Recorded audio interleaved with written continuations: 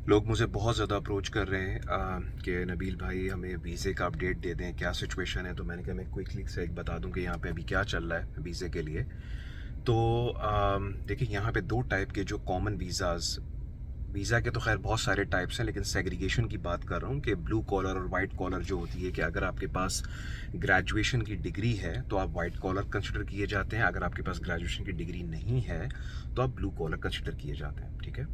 तो अगर आपके पास ग्रेजुएशन की डिग्री है और आप पाकिस्तान से आ रहे हैं तो आपका वीज़ा यहाँ पे लग जाएगा। उसमें कुछ इश्यूज आ रहे हैं, मुझे कुछ लोगों ने बताया कि नबील भाई उसमें कुछ इश्यूज आ रहे हैं, लेकिन जो मैंने अपने एचआर से पूछा है और जो कॉमनली मुझे पता है यहाँ पे, तो उसमें यह है कि अगर आपके पास ग्रेजुएशन की डिग्री है तो इतना ज़्यादा इशू वीज़ाज़ के अंदर नहीं है। अगर आपकी यहाँ पे जॉब हो गई तो आपका वीज़ा यहाँ पे लग जाएगा। अगर आप ब्लू कॉलर हैं, आपके पास ग्रेजुएशन की डिग्री नहीं है, तो उसमें आपको वीज़े में प्रॉब्लम आएगी, क्योंकि फॉर द टाइम बीइंग के लिए पाकिस्तानियों के वीज़ाज हॉल्टेड हैं और वो जो है अभी नहीं लग रहे हैं जाके। ठीक है। लेकिन एक दो चीज़ें थोड़ा लोगों को समझाने की हैं जो ऑब्वियसली वहाँ पे लोगों को नहीं पता होता, और वो ये चीज़ है कि फॉर एग्जांपल कोई बंदा जिसके पास ग्रेजुएशन की डिग्री नहीं है और वो यहाँ पे आता है और उसकी जॉब हो जाती है और उसके वीज़े में कोई प्रॉब्लम आ रहा है, तो यहाँ पे recently in the last couple of years, 3 साल 4 साल के अंदर यूएई ने और भी बहुत सारी वीज़ा टाइप्स निकाली हैं। ठीक है। इसके अंदर एक है फ्रीलांस वीज़ा, जो आपको तकरीबन 6-8 हज़ार दरम पे करके आपको मिल जाता है। वो 1 से 2 साल का वीज़ा होता है, जो इसमें आपका अपना वीज़ा होता है, आपको कहीं एम्प्लॉयड होने की ज़रूरत नहीं है और आप काम कर सकते हैं।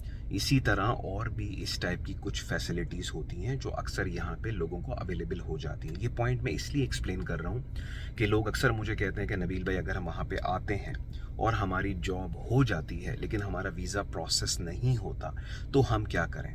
तो मैं लोगों को ये कहता हूँ कि आपने ये सोच के कि आपका वीज़ा नहीं लगेगा, ये सोच के आप यहाँ पे ना करें कि यार हमें जाना ही नहीं, क्योंकि जॉब अगर हो जाएगी तो वीज़ा नहीं लगेगा।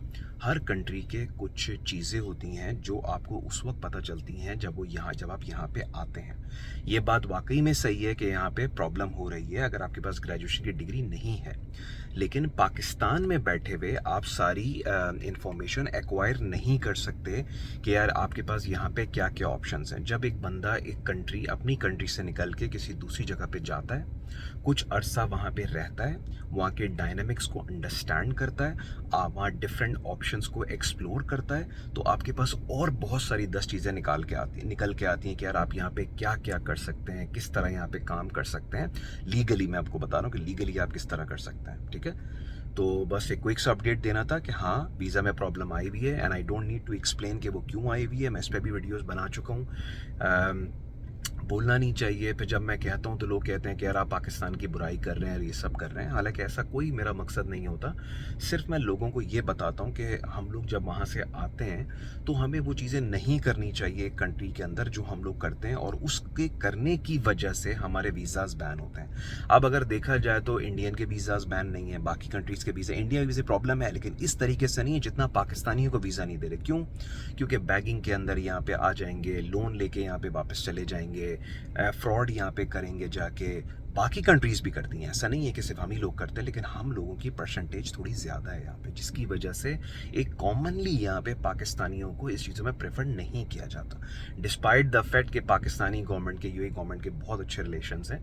But at the same time जब हम लोग ये हरकतें करते हैं तो फिर जाके इनको भी डिसीजन लेना पड़ता है और कुछ अर्से के लिए हॉल्ट हो जाते हैं। मुझसे अक्सर लोग ये भी पूछते हैं कि नबील भाई, ये वीज़ा कब ओपन होंगे। किसी को नहीं पता होता यार ये बातें। कोई गवर्नमेंट कोई भी चीज़, कोई ऐसी डेडलाइन नहीं आती कि यार अभी ये हैं और उसके बाद ठीक हो जाएंगे। मुझे उम्मीद है कि कुछ अर्से बाद ये चीज़ें ठीक हो जाएंगी, लेकिन फिर भी आप लोगों से यही रिक्वेस्ट है कि आप लोगों से क्या, because you are not the ones जिन्होंने कुछ किया है यहाँ पे, लेकिन मैं वीडियोस में भी अपनी दिखा चुका हूँ। यहाँ पे लोग वहाँ से आके बैगिंग कर रहे हैं, मांग रहे हैं और वो सब चीज़ें कर रहे हैं जाके। और मैं तो इतने सालों से रह रहा हूँ, तो लोग अलग अलग तरीक़ों से लोग यहाँ पे आते हैं। कभी मस्जिद के चंदा के नाम पे मांगने आ जाएंगे, कभी कुछ और तरीके से मांगने आ जाएंगे। तो ये सब यहाँ पे हो रहा होता है। जब ये चीज़ें हद से ज़्यादा बढ़ जाती हैं तो गवर्नमेंट को फिर यहाँ पे डिसीजन लेना पड़ता है और वो कहते हैं कि ठीक है भाई, कुछ अर्से के लिए हम बंद करते हैं जाके। ठीक है। सो ये सिचुएशन है कि अगर आपके पास ग्रेजुएशन की डिग्री है तो आपका यहाँ पे वीज़ा लगने के चांसेस बहुत ज़्यादा हैं, इसमें प्रॉब्लम नहीं है। कभी कभार हल्का फुल्का प्रॉब्लम आ जाती है, लेकिन जब बंदा यहाँ पे रहता है, वीज़ा एक्सटेंड करा लेता है, तो वो सिचुएशन रिजॉल्व हो जाती है। लेकिन अगर आपके पास नहीं है डिग्री तो उसके अंदर फिर प्रॉब्लम्स हैं, थोड़ा सा वेट करें। लेकिन एक और बात जैसे मैंने आपको बताई कि मैं फिर भी इनकरेज करता हूँ आप यहाँ पे आएँ, ठीक है? आप यहाँ पे आएँ, मार्केट को अंडरस्टैंड करें, यहाँ का एक्सपोज़र लें, लोगों से मिलें, नेटवर्किंग करें, उनको उनके ओपिनियन लें, तो आपको और पता चलेगा कि नहीं यार, इसके अलावा भी यहाँ पे बहुत सारे वीज़ाज़ हैं जिसको आप यूज़ करके आप यहाँ पे सेटल्ड हो सकते हैं लीगली। और उसमें से मैंने फ्रीलांस वीज़ा की एक आपको एग्जांपल दी। 6 से 8 हज़ार दिरहम का वीज़ा होता है, 1 से 2 साल का होता है, और आराम से यहाँ पे आपको एम्प्लॉयड होने की भी ज़रूरत नहीं है, आप अपना काम यहाँ पे कर सकते हैं। तो बस मैंने सोचा एक क्विकली सा आपको एक अपडेट दे दूँ मैं।